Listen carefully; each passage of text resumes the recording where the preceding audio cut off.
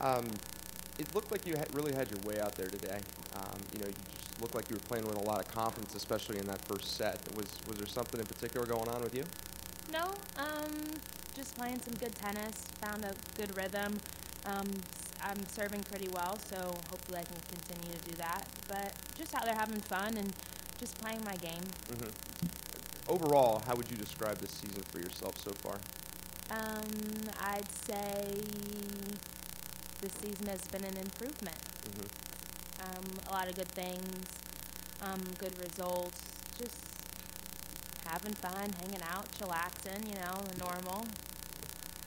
You faced some challenges that were a little different in that second set. You got broke, and then you had some opportunities at some break points that didn't come through. Is there something with your mindset that is allowing you to kind of overcome some of these challenges, whereas maybe in the past not so much? You just gotta keep fighting. I mean, every person you play is gonna be tough, and most of these girls are actually really good. So you just gotta get out there and battle as much as you can, and you get your opportunities, and when you do, you gotta take them.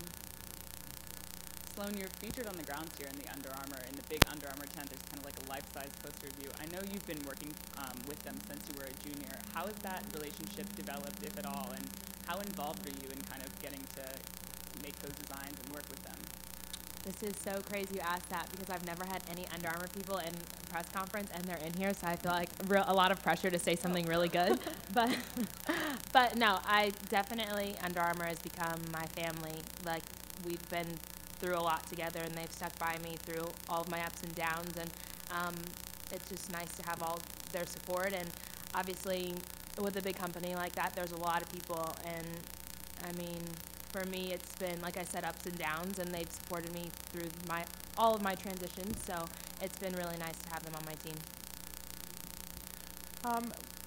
Can you just talk about your relationship with Nick and going back to him, and what is it about him and you that clicks? And Samantha Sosa was talking that with her and David Taylor it was trust.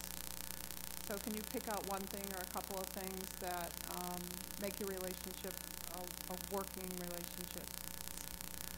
I think since I was 11 years old, Nick has believed in me, and I think that's been very crucial for our relationship, because even when I was down and out and thought I probably could never play tennis again, and I thought I was the worst tennis player ever, he was in my corner telling me that I was, I could be one of the best players in the world. And I think for me, having that kind of support consistently, he's never turned his back on me. He's never, not encouraged me. And I think for me in my tennis career, it's been probably one of the most consistent and solid relationships I've had. Sloane, getting the break in that first game, how do you feel like that kind of changed the way the match went? I mean, I just continued to play solid. I didn't get broken in the first set, so that was really good to serve it out. But, I mean, the second set could have gone either way because I played a couple of loose service games. So I was just happy to get the win and get through. And Chirico, obviously very young, has a lot of tennis ahead of her. Can you just kind of assess her game and what you kind of see as her future potentially? Yeah, she's a great player. I was just telling one of my friends the other day, when I did my first Under Armour commercial, fun fact, you know how there's like a little kid in your commercial? She was my little kid when I was like 16. And I saw her a couple years ago, and I was like, Mom, that girl looks so familiar. And she's like, yeah, that's the girl that was in the commercial with you. So, fun fact, she was my little kid. Yeah, I am old. And my last question, Stozer next. You took her to 3 sets last time you guys played. What's it going to take to get over the top against her? I'm just going to have to play my best. Well, hopefully play my best. But just get out there and compete. Obviously, it's a different atmosphere. We're on hard court now. We're in the U.S., so, I mean, it'll definitely be different. And hopefully I can just get out there and play some good tennis. Sloane, you mentioned up and downs. What have been the big up and downs for you? Because you've always, at least publicly, your dispositions always seem pretty upbeat. I mean, everyone struggles through things, and I mean, obviously when you don't get the results you want, or, I mean, just anything in general, like, obviously I haven't won a Grand Slam, like, oh my God, what am I doing? Like, seriously. But, I mean, it's kind of like, things go up and down in life. I'm sure you have the same thing, so, I mean, it's personal stuff you got to battle through. How do you maintain such calm on the court, though? I mean, you have such a demeanor out there, and I know you've maybe, I don't know, been attacked in some regards because of that. You know, people want to see this fiery American, but how is it that you maintain that calm? Because it was apparent today. I don't know.